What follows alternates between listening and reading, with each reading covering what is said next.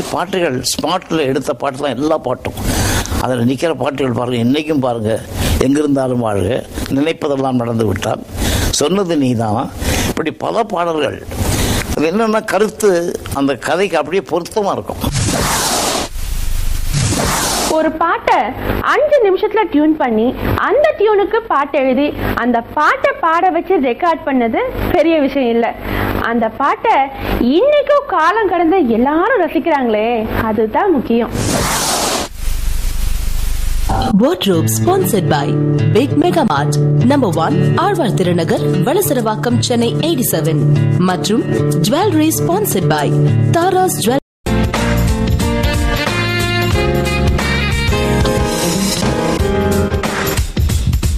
ஒரு பாட்டோட சக்சஸுக்கு music director and lyrics writers மட்டும் ஒத்துழைச்சா போதாதான், சீக்வன்ஸும் ரொம்ப முக்கியமா. ஒரு டைரக்டர் சொல்ற சிச்சுவேஷன் நல்லா இருந்தாதான் பாட்டும் டியூனும் ரொம்ப அருமையா அமையுமா. இந்த உண்மையை நம்ம மெல்லிசை மன்னர் எம்எஸ்வி அவர்கள் சொன்னா தானே நமக்கே புரியுது.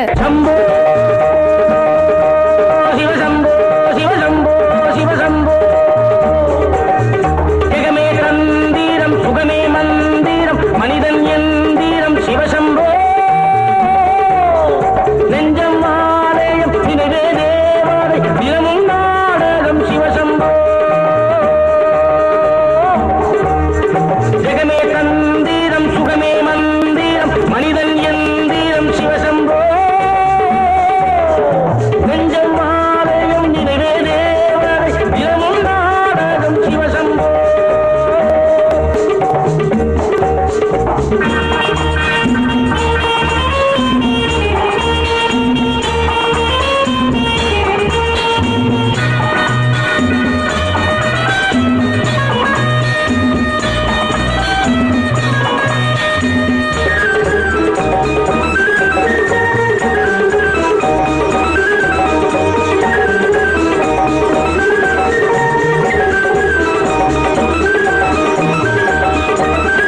மனிதாவும் ஜென்மத்தில் எந்நாளும் நன்னாளாம், மறுநாளை எண்ணாதே இந்நாளே பொன்னாளாம், பல்லாக்கை தூக்காதே பல்லாக்கில் நீ ஏறு.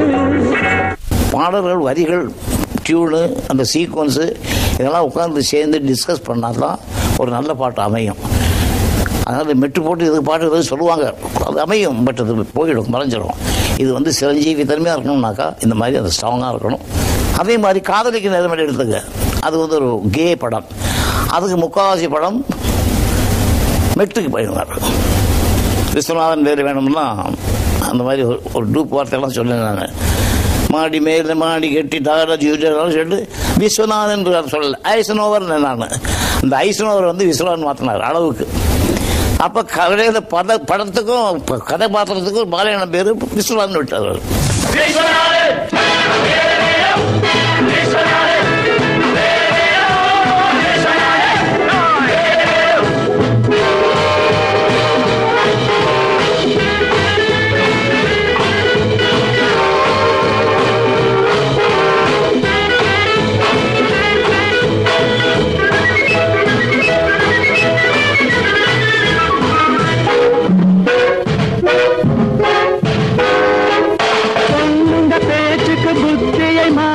மூளையில்லாதவரே, வேட்டியை மாத்திக்க சேலையை கட்டிக்க வெட்கமில்லாதவரே, பொண்ணுங்க பேச்சுக்கு புத்தியை மாத்திக்கும் மூளையில்லாதவரே, வேட்டியை மாத்திக்க சேலையை கட்டிக்க வெட்கமில்லாதவரே, வேலையின்றி போகாது வேறு வேலை தேடாது பாட்டு பாடி கூச்சல் போட்டு வேலை வாங்குவோம். வேலையின்றி போகாது வேறு வேலை தேடாது பாட்டு பாடி கூச்சல் போட்டு வேலை வாங்குவோம்.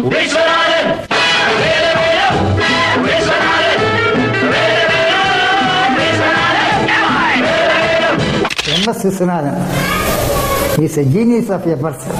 அவர் மாதிரி சவுத் இந்தியாவில் ஒரு சேஞ்ச், என்ன மெலடிஸ், எத்தனை பாட்டுகள், தத்துவ பாடலாக இருந்தாலும் சரி, மெலடியாக இருந்தாலும் சரி, ஒரு 25 வருஷம் இண்டஸ்ட்ரியாக கிடைக்கினவர். நெஞ்சில் ஒரு ஆளுக்கு தான் முதல்ல எங்ககிட்ட பழக ஆரம்பித்தார். ஆரம்ப காலத்துலேருந்தே ஸ்ரீதர் அண்ணன் கோபண்ணன்னு எங்ககிட்டலாம் ரொம்ப பிரியம். அவருக்கு ஏதாவது தப்பி ஷூட்டிங் இல்லைன்னா எங்கள் ஆஃபீஸ் தான் வருவார். கோபண்ணன்னு எங்கிட்ட அவ்வளவு பிரியம். ஸ்ரீதர் சார்கிட்ட ரொம்ப ரெஸ்பெக்ட். அவருக்கு ஒரு சொந்தமாக ஒரு படம் எடுத்து கொடுக்கணுன்ட்டு ஸ்ரீதர் கலைக்கோவில் ஒரு படம் எடுத்தார். அவரும் நம்ம ஆர்ட் கங்கா 2 பேரும் பாட்டை வச்சு கலைக்கோவில் ஒரு படம் எடுத்தோம். அது பெரிய சக்ஸஸ்ஃபுல்லாக போல. அதுக்காக எம்எஸ் விஸ்வநாதன் இடிஞ்சே போல. அண்ணா இதெல்லாம் விட்டுருங்க, இன்னொன்று பார்த்துக்கலாம். அவ்வளோ இது ஸ்ரீதர் சார்கிட்ட ரொம்ப பிரியமாக இருந்தார். எனக்கு தெரிஞ்சு அவங்கெல்லாம் ப்ராடிஜி. எம்எஸ்விலாம் சங்கீத மேதை அவங்கெல்லாம். அதாவது ஆர்மேட்டில் கை வச்சாலே டியூன்ஸ் அப்படி ஒரு நல்ல. அவரும் எஸ்பெஷலி கண்ணதாசன் அவங்க காம்பினேஷன், ஸ்ரீதர் விஸ்வநாதன் விஸ்வநாத ராமூர்த்தி அண்ட் இவங்க காம்பினேஷன் எவ்வளோ ஹிட் சாங். எம்எஸ்வி தான். எங்கே வாழ்க்கை தொடங்கும், அது எங்கே எவ்விதம் முடியும், இதுதான் பாதை இதுதான் பயணம் என்பது யாருக்கும் தெரியாது. எங்கே வாழ்க்கை தொடங்கும், அது எங்கே எவ்விதம் முடியும், இதுதான் பாதை இதுதான் பயணம் என்பது யாருக்கும் தெரியாது. பாதையெல்லாம் மாறி வரும், பயணம் முடிந்துவிடும். மாறுவதை புரிந்து கொண்டால் மயக்கம் தெளிந்துவிடும். நினைப்பதெல்லாம் நடந்துவிட்டால் தெய்வம் ஏதுமில்லை. நடந்ததையே நினைத்திருந்தால் அமைதி என்றுமில்லை. ஒவ்வொரு பாட்டும் நீங்கள் ஆண்டவன் கிட்ட எடுத்துங்க, PS வீரப்பா படத்தில் ஆனந்த ஜோதி எடுத்துங்க, இது பாலச்சந்திர சார் படத்தில் எடுத்துங்க, எல்லாம் சீக்வன்ஸ். பாலச்சந்திர சார்கிட்ட அன்யூஸ்வலாக இருக்கும் சீக்வன்ஸு. கற்பை கெடுக்க போகும்போது ஒரு பாட்டு வேணும்னு கேட்டார் எங்களை. கற்பழிக்க போகும் பலாத்காரம் பண்ணும்போது ஒரு பாட்டு வேணுமா, எப்படி இருக்கும் பாட்டு சிச்சுவேஷன் சொல்லும்போது. அப்படிலாம் வேடிக்கையான சிச்சுவேஷனாக இருக்கும். புதுசாக சிச்சுவேஷன் சொல்லும்போது அதுக்கு எப்படி போடணும், எப்படி வார்த்தைகள் போடணும், அப்படி கவனித்து எழுதக்கூடிய ஒரு காலங்கள்.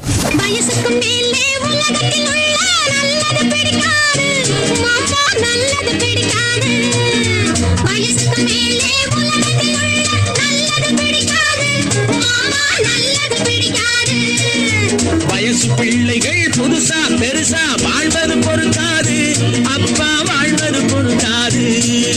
வயசு பிள்ளைகள் புதுசா பெருசா வாழ்வது பொறுக்காது, அப்பா வாழ்வது பொறுக்காது. வாடகை சோபா 20 ரூபாய், விலைக்கு வாங்கினா 30 ரூபாய். வாடகை சோபா 20 ரூபாய், விலைக்கு வாங்கினா 30 ரூபாய். பரவு 8 செலவு 10, அதிகம் 2, கடைசியில் துந்தரா துந்தரா துந்தரா.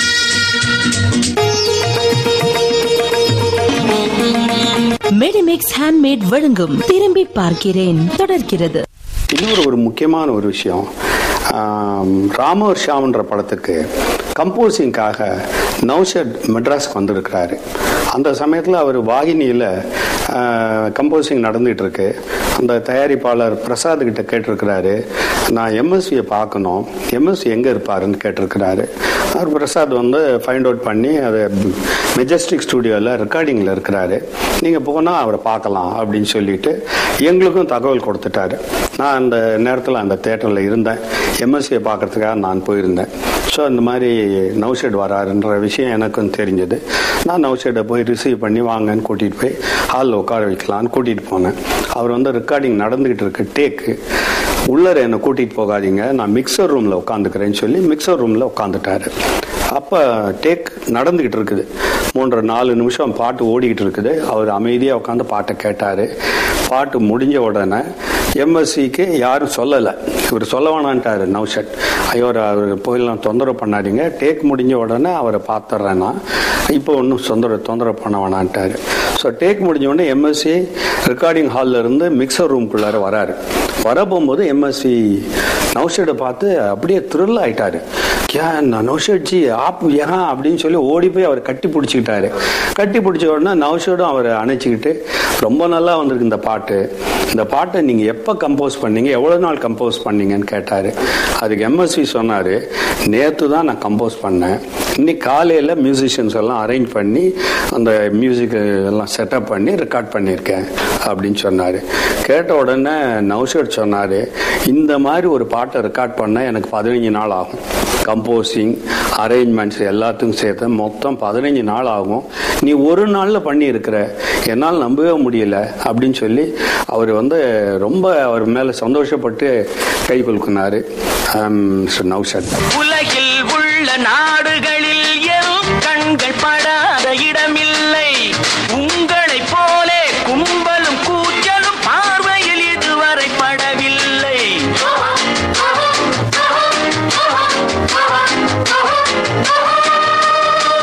புலியை பார் நடையிலே, புயலை பார் செயலிலே, புரியும் பார் முடிவிலே, விரட்டினால் முடியுமா, மிரட்டினால் படியுமா.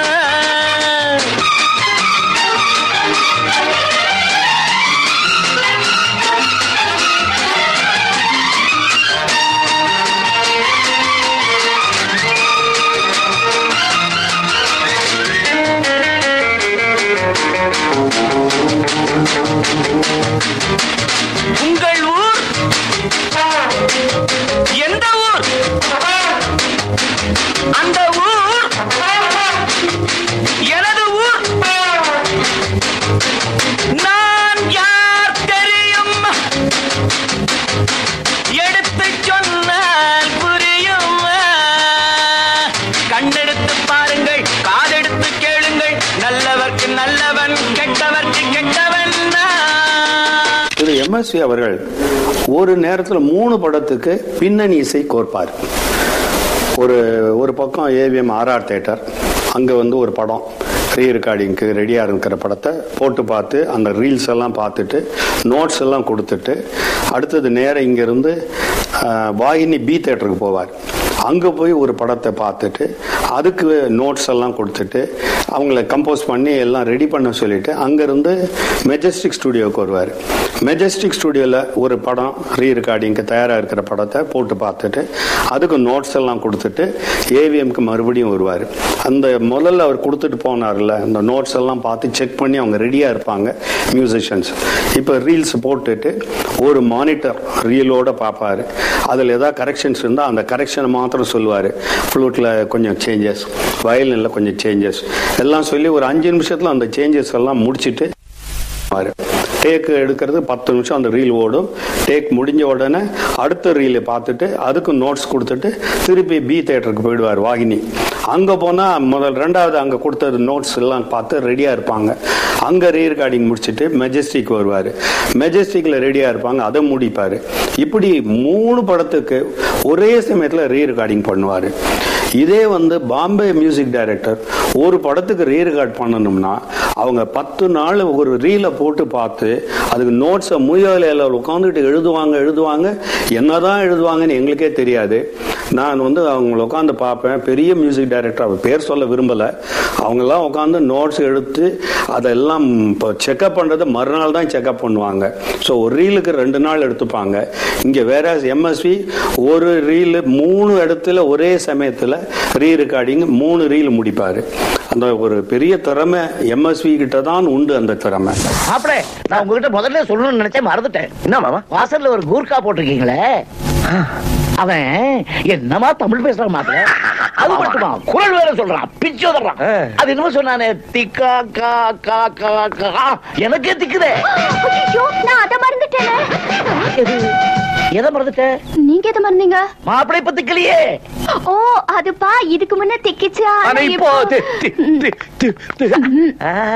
ஐயா மாப்பிள்ளையே திடீர்னு திக்கிறாரு. சொல்லுங்க மாமா, உங்களை பார்த்த சந்தோஷத்துல திக்கு தெரியாத பூச்சி இப்ப திக்குது. என்னங்க இது? அவரே மறந்துருக்காரு, ஏன் ஞாபகப்படுத்திட்டு?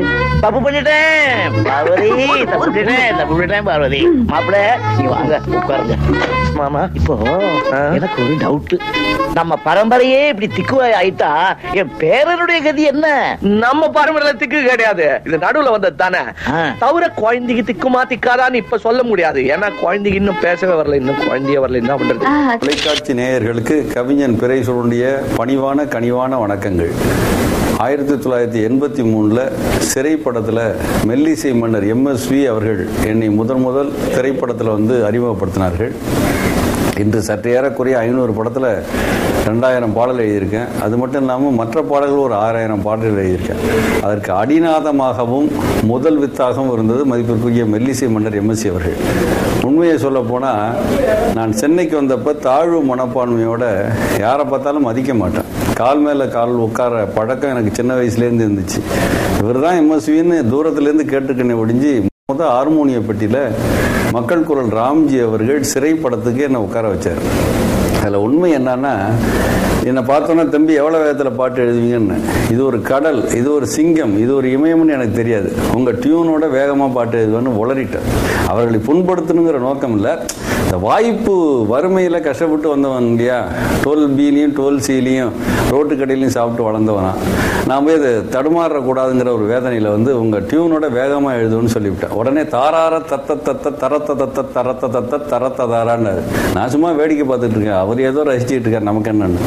அப்போ அனுமந்தராவுன்னு சொல்லி அவரோட இருந்த பிளேயர், கம்போசிங் பிளேயர்னு சொல்லுவாங்க.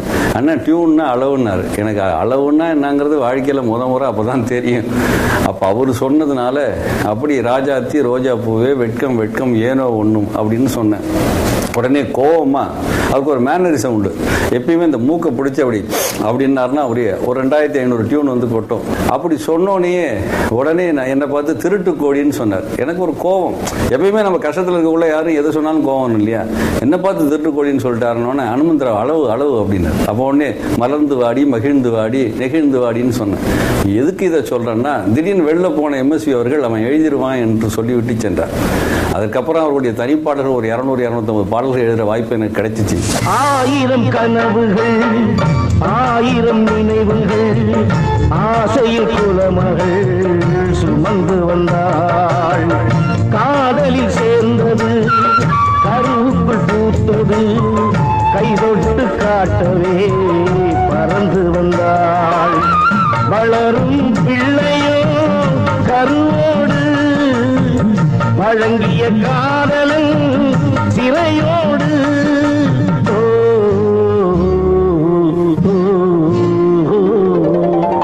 எந்த வழி போவது, எங்கு சென்று சேர்வது, குற்றவாளி யார் என்று சொல்வது.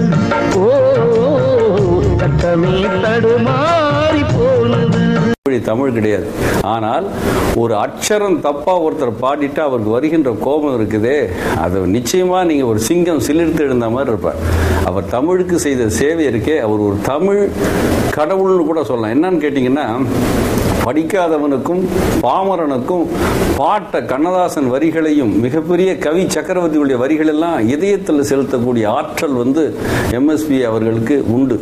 இந்தியாவின் உயர்ந்த விருது அவர் கிடைக்கலன்னு சொன்னா, அவர் வாழ்நாள் இருக்கக்கூடிய அந்த கவிஞர்களோ பாடகர்களோ அதை பற்றி முன்னெடுத்து செல்லவில்லை என்றால் அவர்கள் இசைக்கு துரோகம் செய்கிறாள்ங்கிற முறையில தான் நான் இதை பதிவு செய்கிறேன். அதனால அவர்களை அவருடைய காலங்களிலே உயர்வுபடுத்தணும்னு ஒட்டுமொத்த தமிழ் சமுதாயத்தில் எதற்கும் அஞ்சா கவிஞன், எவனையும் எதற்கும் இன்று வரைக்கும் கெஞ்சா கவிஞன் கால் தொட்டு கேட்டுக்கொள்கிறேன். திரும்பி பார்க்கிறேன் தொடர்கிறது. இதோட நான் இன்னொன்று முக்கியமாக சொல்லணும். எல்லா கவிஞரோடும் நான் ஒர்க் பண்ணியிருக்கேன். அதாவது பட்டுக்கோட்டை, வாலி அண்ணா, கவிஞர் ஐயா, கேடி சந்தானம், எல்லாரும் இன்னும் நிறையா கவிஞர்கள்.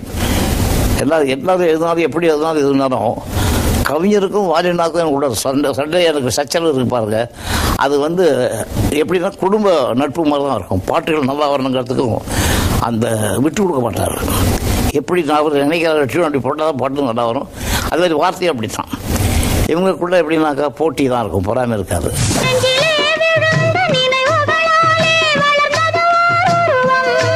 இன்று நேரிலே வந்து மார்பிலே என்னை அணைப்பது உன் உருவம்.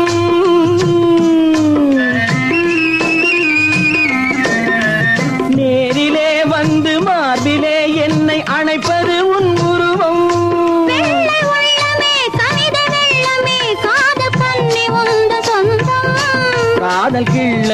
கையில் பிள்ளையே இந்த முல்லை எந்தன் சொந்தம்.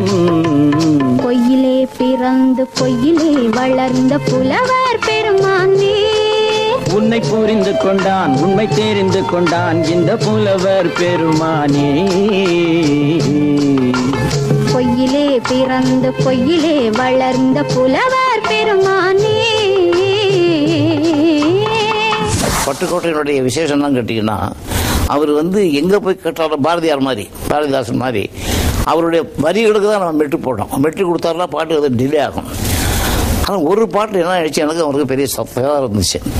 நான் சொன்னேன், நீங்கள் கொடுத்த பாட்டுக்கெல்லாம் மெட்டு போட்டிருக்கேனே, இது நீங்கள் மெட்டுக்கு தகுந்த மாதிரி தான் பாட்டு எழுதி ஆகணும்.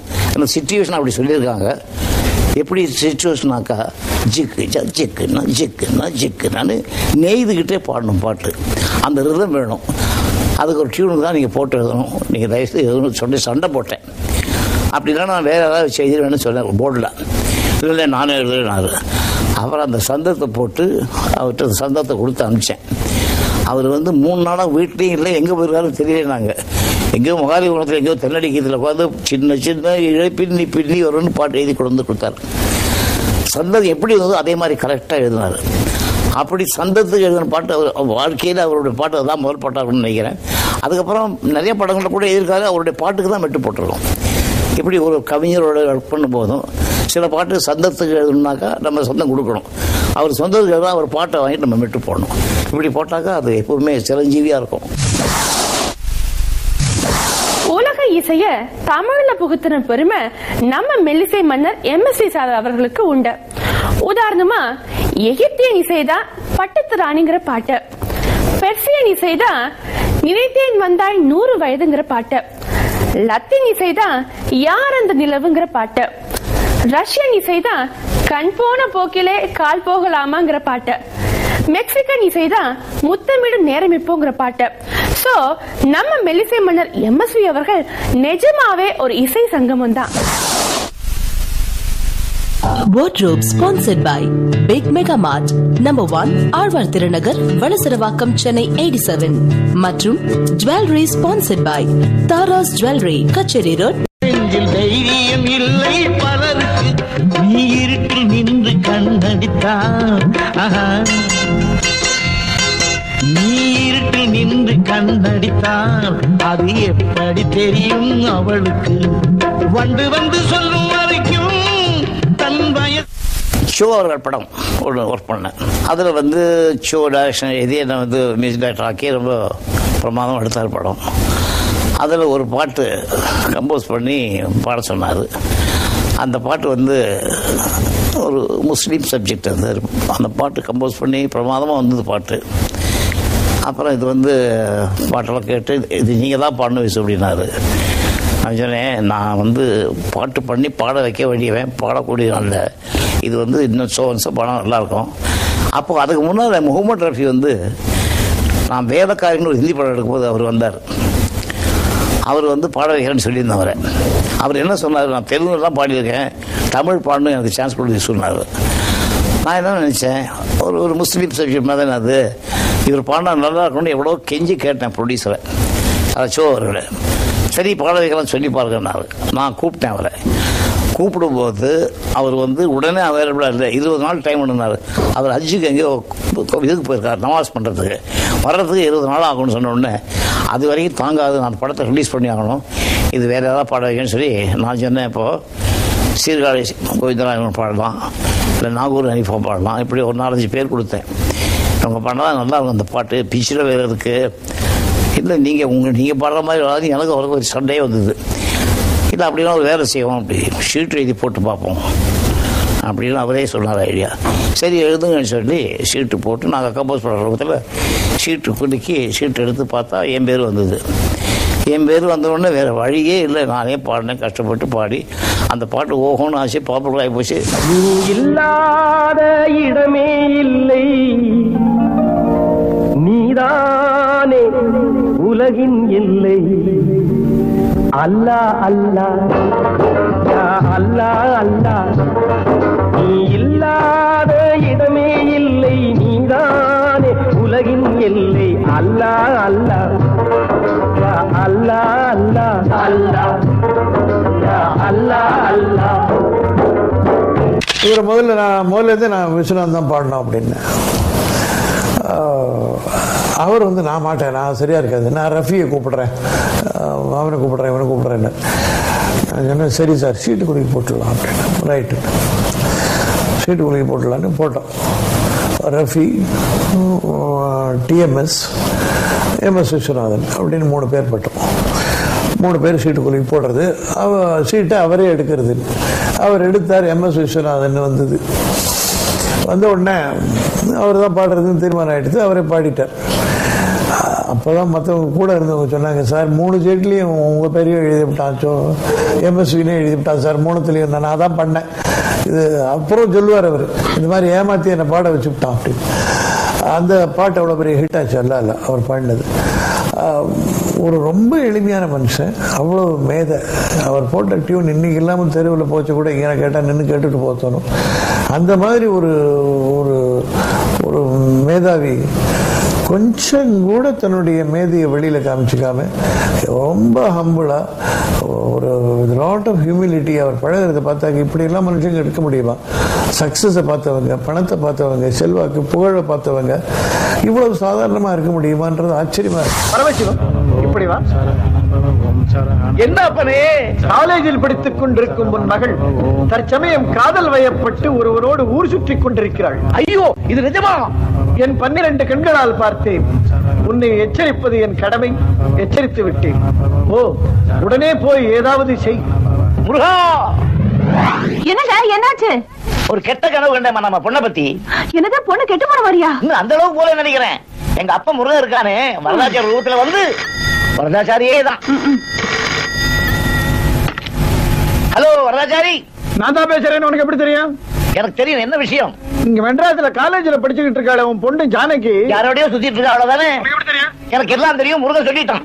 ஓ, முருகன் உங்ககிட்ட எல்லாத்தையும் முன்னாலே சொல்லிவிட்டானா? நீ போன கீழே வை, நான் பாத்துக்கிறேன்.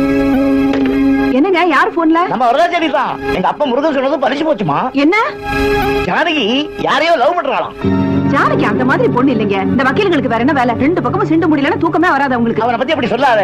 நாளைக்கு நடக்க போறது இன்னைக்கே அவன் சொல்லுவான். எல்லா தொழில்களையும் செய்யும் தொழிலையும் தெய்வம் மதிச்சு வர்றவங்க நிச்சயம் ஒரு நாளைக்கு நல்லா வருவாங்க. அடக்கம், அந்த மரியாதை, அகம்பம் இருக்கக்கூடாது, எல்லாம் தெரிஞ்சுக்கிற ஆசை, இவங்கெல்லாம் உள்ள இந்த இந்த சினிமா உலகத்தில் எத்தனையோ ஜாம்பவான்கள் வந்த காலங்கள். அந்த காலங்களெல்லாம் கொஞ்சம் எனக்கும் எங்களுக்குனாக்கா எங்கள் மாதிரி உள்ள என்ன மாதிரி உள்ளவங்களுக்கு எல்லாம் ஒரு சந்தர்ப்பம் வர்றதுக்கு அந்த மரியாதை, அந்த அடக்கம், பயபக்தி காரணம், குரு பக்தி. அது மாதிரி இப்போ வந்து இளைஞர்கள்லாம் இப்போ வந்து இளைஞர், நானும் இளைஞர் தான் இல்லைன்னு சொல்கிறேன். இப்போ திறமை உள்ளவங்களாம் வந்துக்கிட்டு இருக்காங்க இல்லையா, அவங்கள பற்றியெல்லாம் எனக்கு எப்போவுமே நல்ல உடம் தான், நல்ல பாராட்டுங்கிற ஆசை தான் இருக்கும். அவங்க பண்ணுற மியூசிக் பாட்டுக்கு இப்போ பொதுவாக இளையராஜா, ரஹ்மான் சார், வித்யாசாகர், தேவா அவர்கள், இன்னும் பல மியூசிக் நிறைய இருக்காங்க. அவங்கெல்லாம் முன்னுக்கு வந்துட்டு இருக்காங்க. அவங்கெல்லாம் நல்ல பாட்டு போடுறாங்கன்னாக்கா அந்த பாட்டு கேட்ட உடனே சந்தோஷப்பட்டு இது யார் பண்ணா எப்படி பண்ணாங்கிற பாராட்டக்கூடிய சக்தி இருக்கணும். அதாவது போட்டி இருக்கலாம், பொறாமை இருக்கக்கூடாது. அப்படி நல்ல தத்துவமாக வாழக்கூடியவங்களுக்கு என்றைக்குமே ஒரு சிரஞ்சீவித்தன்மையான ஒரு ஒரு ஒரு நீடூழியான ஒரு வாழ்க்கை கிடைக்கும்.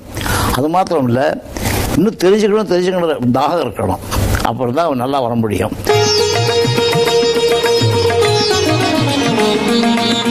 மெடிமிக்ஸ் ஹேண்ட்மேட் வழங்கும் திரும்பி பார்க்கிறேன் தொடர்கிறது. நான் வந்து நடிக்க வந்தவன். எனக்கு நடிக்கிறதுக்கு சந்தர்ப்பம் வேணுங்கிறதுனால எனக்கு நடிக்கணும் நடிச்சுட்டே இருந்தேன். சில சீரியல்லாம் நடித்தேன், சினிமாவிலையும் நடித்தேன். அது சினிமாவில் மட்டும் ஒரு விசேஷம் சொல்லணும்னா, விவேகம், நம்ம சரண் அவர், அப்புறம் வந்து இவங்க எல்லாம் சேர்ந்து என்னை ஒரு நடிகை மாறணும்னு ஆசைப்பட்டாங்க.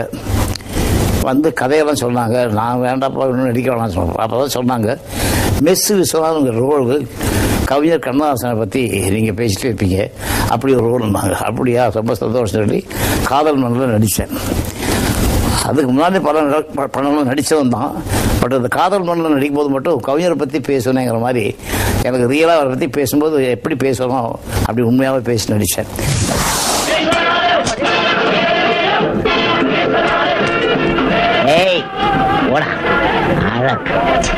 என்னடா என்னடா தம்பி விபத் பாரதி மூலமா வேலை கேக்குறியா?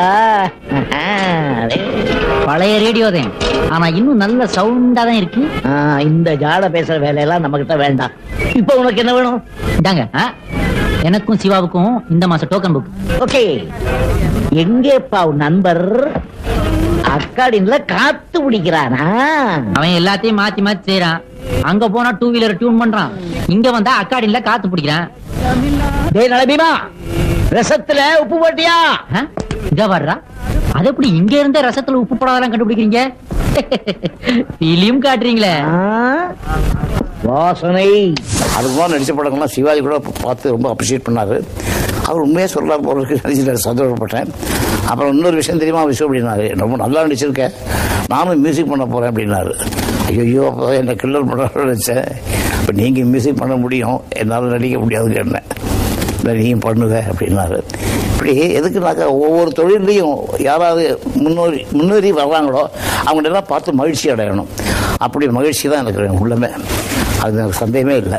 இன்றைக்கி அந்த இருக்கிற மியூசிக் டைரக்டர்ஸ் எல்லாரும் என் கூட இருந்தவங்க தான், என் கூட கரைஞ்சவங்க தான். நாங்களும் அவங்களோட இருந்தவங்கலாம் ஈவன் எல்லாரும் என் கூட ஒர்க் பண்ணியிருக்காங்கன்னா கீபோர்டு வச்சுருக்காரு, ராஜா வச்சுருக்காரு, அவர் வித்யாசாகர், சர்மா, அதுக்கப்புறம் தேவா சார் எல்லாரும் இருந்திருக்காங்க. அவங்களாம் நல்லா இருந்தாங்கன்னா ரொம்ப சந்தோஷம். அதே மாதிரி பாடுறவங்களும் அப்படி தான், எங்களோட எல்லாரும் பாடியிருக்காங்க. அவங்கள எல்லா பாடல்களையும் அவங்கெல்லாம் போட்டு கொடுத்த டியூனை அழகமாக பாடி அற்புதமாக பாடினால தான் எனக்கு இந்த பேர் வந்து நான் போட இருக்கேன். எல்லாரும் நல்லா இருக்கும், வாழணும் வாழணும். ஆனந்தராகம் அழகிய ராகம் அபூர்வராகம் அதிசயராகம்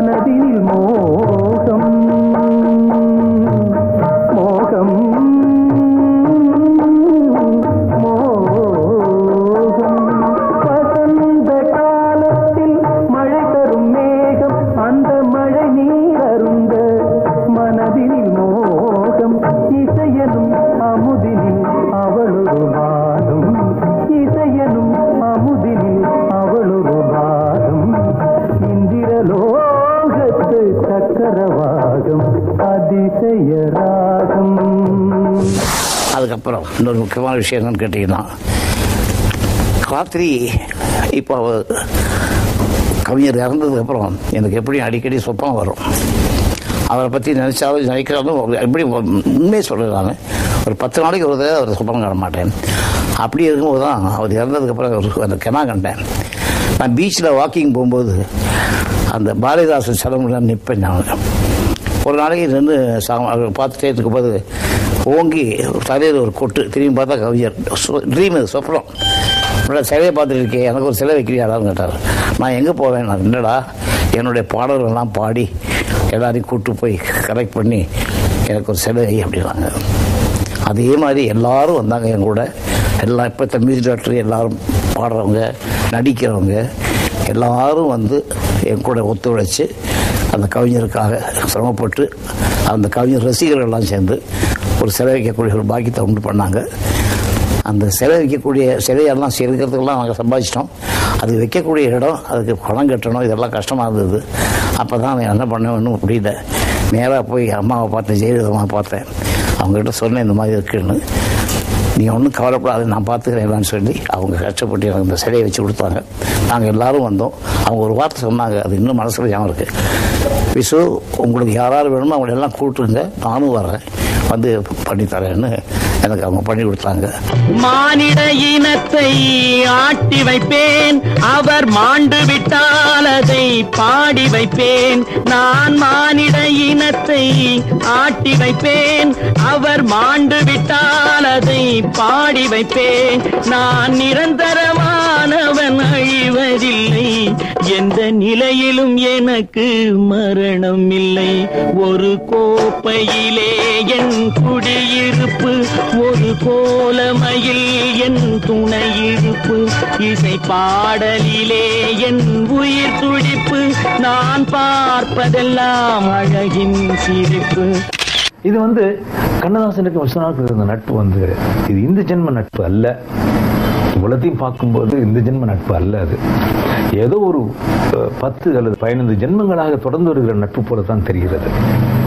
இந்த நட்பு அங்கே ஒரு ஜென்மத்திலே முடிந்து விடுகிறது, அடுத்த ஜென்மத்திலே மீண்டும் தொடர்கிறது. அது விஸ்வநாதன் சாருக்கும் கண்ணதாசனுக்கும் இருந்த நட்பாகத்தான் இருக்க முடியும். என்னுடைய கருத்து தான். ஏன்னா அப்பா தீர்க்கமா ஒன்று எழுதியிருக்கிறாரு. விஸ்வநாதனுடைய திறமை எல்லாத்தையும் எழுதிட்டு வர்றாரு, எல்லாத்தையும் சொல்லிட்டு வர்றாரு. சொல்லிட்டு வந்ததுக்கு பிறகு ஒரு இடத்திலே அவர் சொல்லுகிறார், நானும் விஸ்வநாதனும் செய்த சாதனைகள் அதிகம், ஏராளம். இந்த சாதனைகள் எங்கள் இருவரால் மட்டுமே சாதிக்க முடியாது மட்டுமல்ல, எங்கள் இருவரால் மட்டும்தான் அதை மீண்டும் முறியடிக்கவும் முடியும்னு எழுதுறாரு. எழுதிட்டு கடைசியா ஒரு வரி சொல்றாரு, என்றாவது ஒரு நாள் மரணிக்க வேண்டும், மரணம் அடையத்தான் வேண்டும்.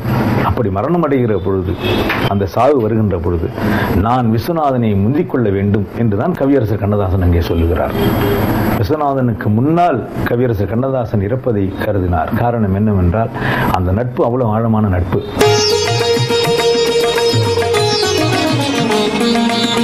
மெடிமிக்ஸ் ஹேண்ட்மேட் வழங்கும் திரும்பி பார்க்கிறேன். இடைவேளைக்கு பிறகு மெடிமிக்ஸ் ஹேண்ட்மேட் வழங்கும் திரும்பி பார்க்கிறேன் தொடர்கிறது.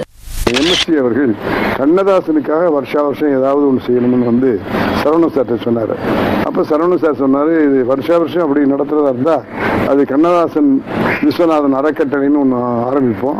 அந்த அறக்கட்டளை மூலமாக வருஷா வருஷம் கண்ணதாசனுக்கு விழா எடுப்போம்னு சொல்லிட்டு கடந்த 6-7 ஆண்டுகளாக கண்ணதாசனுக்கு விழா எடுத்துக்கிட்டு இருக்கிறோம். அதுவே கண்ணதாசன் அறக்கட்டளையில் எம்எஸ் விஸ்வநாதன் சார் தான் தலைவர், சரவணன் சார் தான் செயலாளர், நான் பொருளாளராக இருந்து அந்த காரியத்தை செய்கிறேன். அதுவே கண்ணதாசன் அவர்களுக்கு நன்றி செலுத்துகிற விழாவாக அண்ணன் எம்எஸ்சி அவர்கள் அந்த விழாவை செஞ்சுக்கிட்டு இருக்காங்கிறத நான் பெருமையோடையும் மகிழ்ச்சியோடையும் இந்த இடத்துல பகிர்ந்து கொள்ள ஆசைப்படுறேன். இந்த நேரத்தில் அவங்க எல்லாருக்கும் ஒரு விஷயத்தை சொல்லிக்கொள்ள ஆசைப்படுறேன். எம்எஸ்சி அவர்களுக்கு மத்திய சர்க்காரும் மாநில சர்க்காரும் உரிய மரியாதைகள் இன்னும் கொடுக்கவில்லை என்பதில் எங்களை போன்றவர்களுக்கெல்லாம் வருத்தம் இருக்கு. ஆகவே கூடிய விரைவில் அண்ணன் அவர்களுக்கு உரிய மரியாதைகளும் விருதுகளும் கொடுக்கப்பட்டு தமிழக அரசும் மத்திய அரசும் அவரை பாராட்ட வேண்டும் என்று உங்க எல்லார் முன்னாலேயும் ஒரு வேண்டுகோளா இதை நான் சர்க்காருக்கு வைக்கிறேன். எண்ணியது எண்ணியாங்கு எய்துவர், எண்ணிய தென்னியராக பேர் என்று கொள்ள சொல்லி நாம் நினைக்கிற லட்சியத்தில் உறுதியா இருந்தா நிச்சயமா அந்த லட்சியத்தில் வெற்றி பெற முடியும். அதற்கு சாட்சி எம்எஸ் விஸ்வநாதன்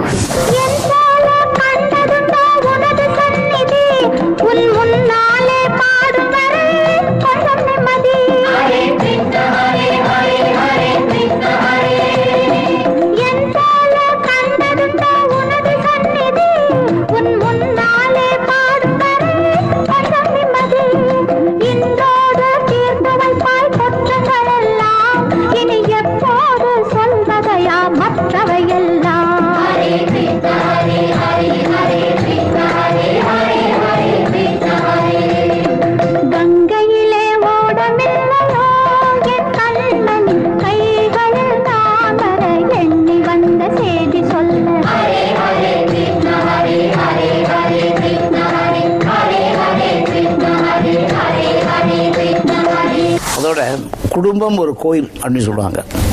அது உண்மை. குடும்பத்தில் என்னை பெற்ற அம்மா, என் கூட இந்த தாத்தா தாப்பனார் அப்பெல்லாம் இல்லைன்னாலும் கூட மனைவி அமைதெல்லாம் இறைவன் கொடுத்த வரன்னு சொல்ல மாதிரி நல்ல மனைவி, மக்கள்கள் எல்லோரும் சந்தோஷமாக வாழ்கிறாங்க, எல்லோரும் உழைக்கிறாங்க, எல்லோரும் நல்லா இருக்காங்க. ஆனால் எப்போவுமே நம்ம குடும்பம் தான் நம்மளை காப்பாற்றுதுன்னு எங்கள் நம்பிக்கை வேணும். அவங்க நல்லா இருக்கணும், நல்லா இருக்கணும்னு ஆண்டவரை வேண்டணும். நல்ல குடும்பம் பல்கலைக்கழகம் எங்களோட குடும்பம். அன்னை என்னும் கடல் தந்தது, தந்தை என்னும் நிழல் கொண்டது.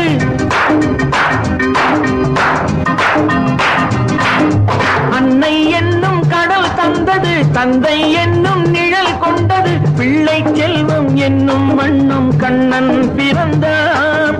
நன்றி என்னும் குணம் கொண்டது, நன்மை செய்யும் மனம் கொண்டது.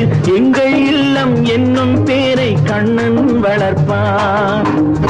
நல்லதொரு குடும்பம், பல்கலைக்கழகம், அன்புமணி வழங்கும் சுரங்கம் வாழ்க வாழ்க.